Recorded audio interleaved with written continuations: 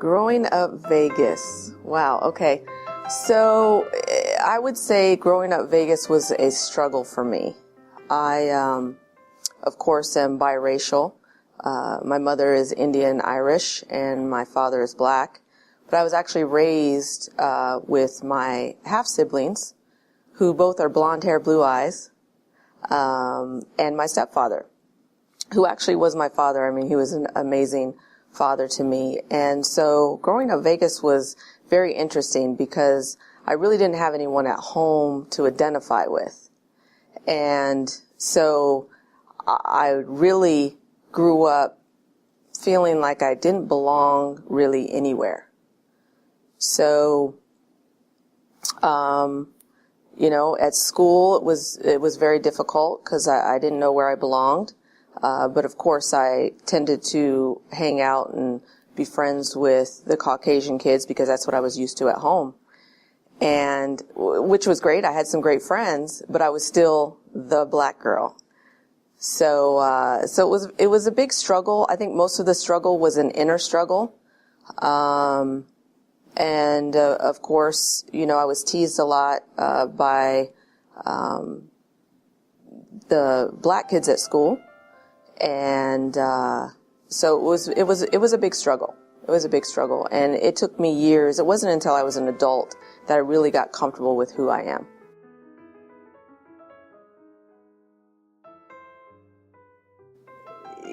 There's no one else like me. It's finally getting to that point where I realize that, it's not about fitting in. It really isn't. It's about just loving yourself and who you are and staying true to yourself. As a female, as a mother, a wife, we wear lots of hats, and just realizing that you can't fully really embody a hat until you have that main hat, which is yourself. So you've really got to get a handle on who you are, because without that, the other hats really are just getting minimal of you, if that makes sense.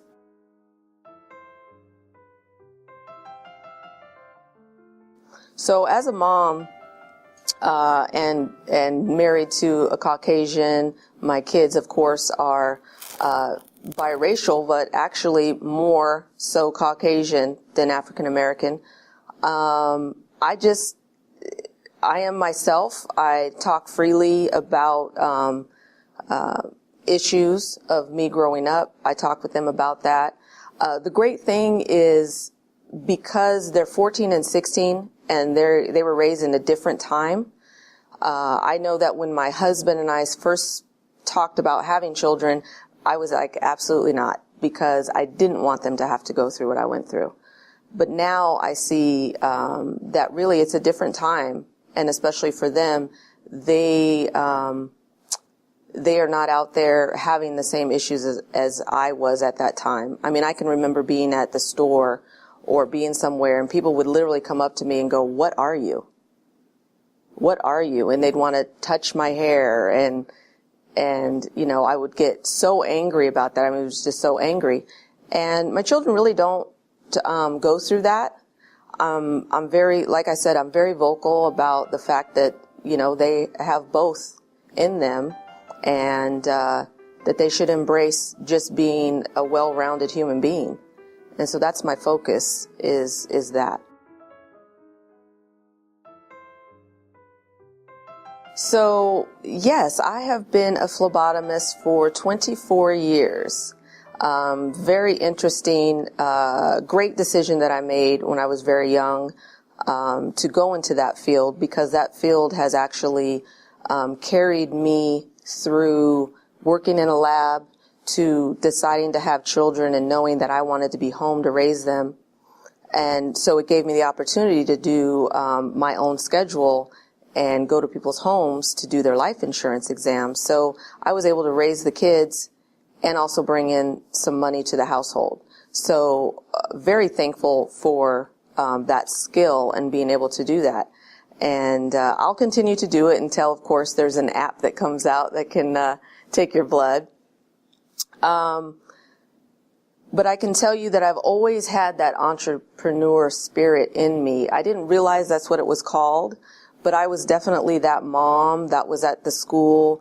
I would pop my trunk any day of the week and I would sell candles to the other moms, clothes, whatever that was, not realizing at the time that that's being an entrepreneur.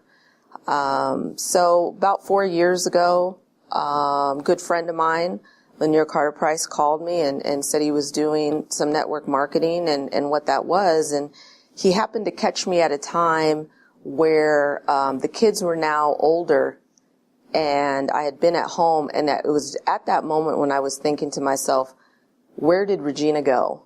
And moms, dads, you guys will understand that you get to that point sometimes once you have children, you're so invested in the children that you kind of lose yourself. You can do that. So it was at that point, thank goodness I got that call, and I just trusted my gut, went with it, and ventured into the network marketing arena.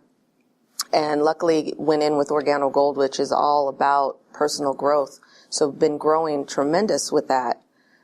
But with that, I now have a new coffee business. It's a mobile coffee house, and the family opened that up 4 or 5 months ago, and now we have our own business. So network marketing, my own business, still drawing blood, maintaining a household, and how do I juggle it all? I have absolutely no idea. I just wake up every day, and the day takes me where the day takes me.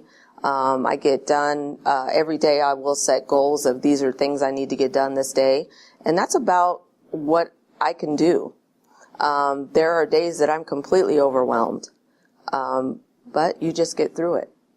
And I think that is something that I learned as a kid, going back to earlier, different issues that would come up in my household, and being the one that was different, things like that, is you just get through it. You just do what you need to do.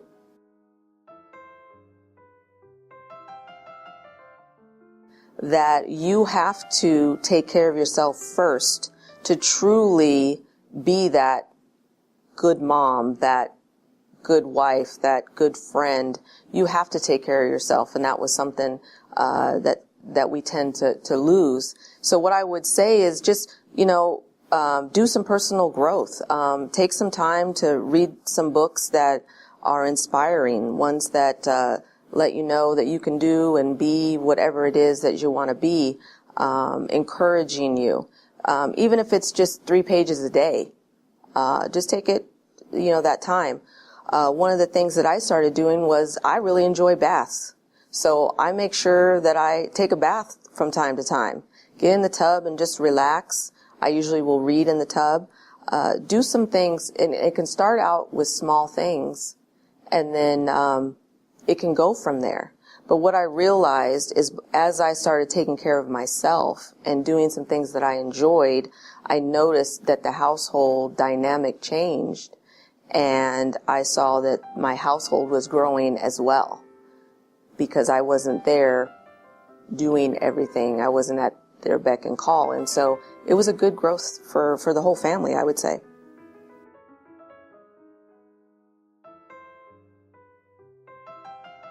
Okay, so talking about fear, yes, I do have a lot of fear of public speaking, doing what I'm doing right now.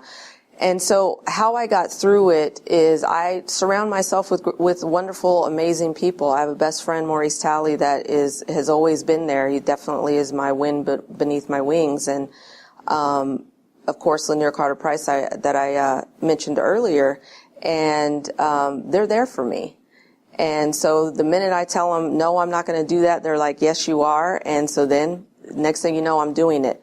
So I would say when you have a fear like that, really the best thing to do is just face it and go through it, because really it's just your mind telling you that. It's just your mind, and you've got to get past your mind.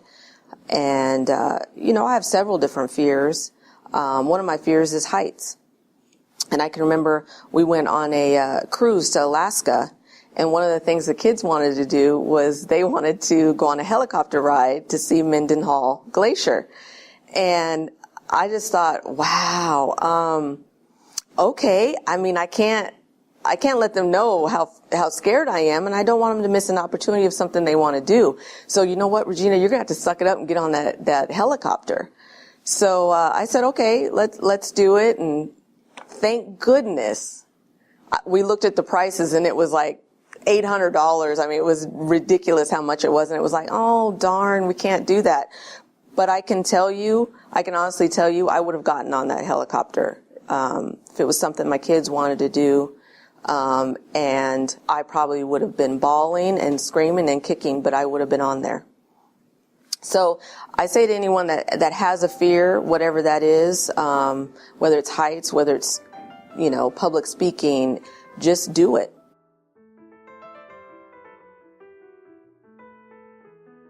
There are so many books out there.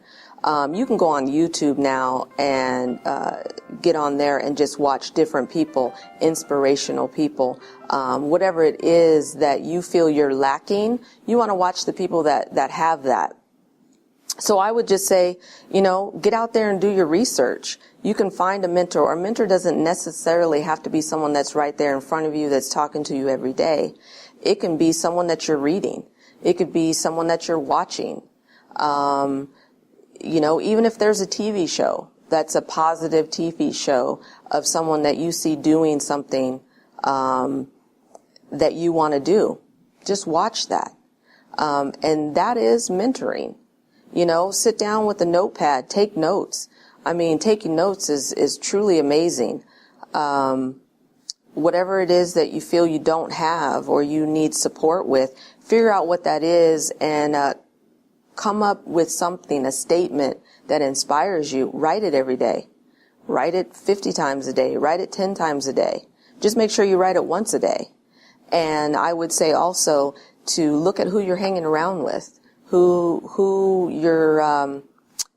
you surround yourself with is huge, because you want to have people that have goals as well. You want to have people that are wanting to grow, because if you're not growing, you're dying. I am Regina Hull, and that is my chapter and verse.